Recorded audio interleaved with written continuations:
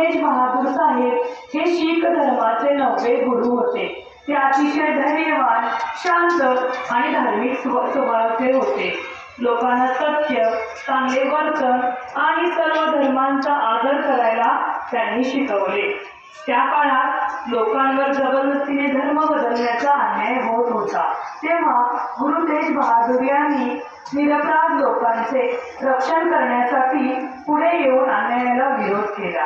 त्यामुळे त्यांना पकडून दिल्ली येथे 1675 साली शहीद करण्यात आले.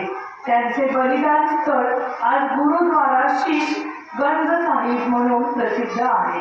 गुरु तेज बहादूर यांचे जीवन आपल्याला धैर्य, सत्य आणि परोपकार यांची शिकवण देते.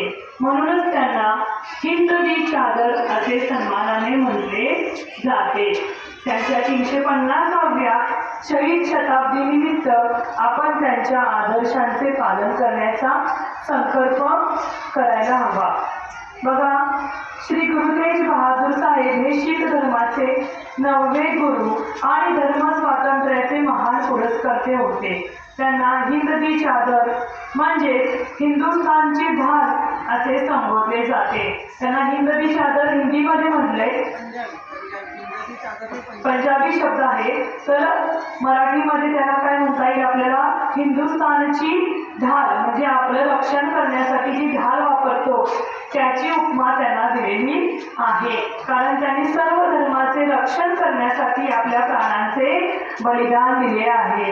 त्यांचा जन्म 1621 मध्ये अमृतसर येथे झाला. लहानपणापासूनच ते अत्यंत धैर्यवान, संयमी, सत्य, अहिंसा, परोपकार आणि ईश्वर भक्तीचा मार्ग दाखवला. मुघल सम्राट औरंगजेबाने जबरदस्ती धर्मांतर सुरू केले तेव्हा काश्मीरी पंडितांच्या विनंतीवरून गुरु तेज बहादूर यांनी त्यांच्या हक्कासाठी उभे राहत अन्यायाला विरोध केला. त्यामुळे त्यांना दिल्ली येथे कैद करून 1675 साली शहीद करण्यात आले.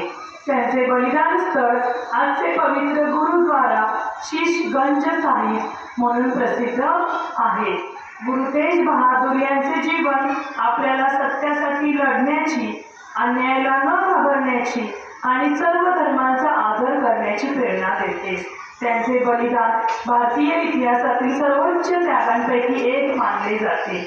म्हणूनच त्यांच्या 350व्या शहीद शताब्दी निमित्त आपण त्यांच्या आदर्शांचा अंगीकार करून सत्य, धैर्य आणि सहिष्णुता या मूल्यांचे पालन करण्याचा संकल्प करायला हवा. बघा, यांची माहिती तुम्हाला समजली? कोणाची माहिती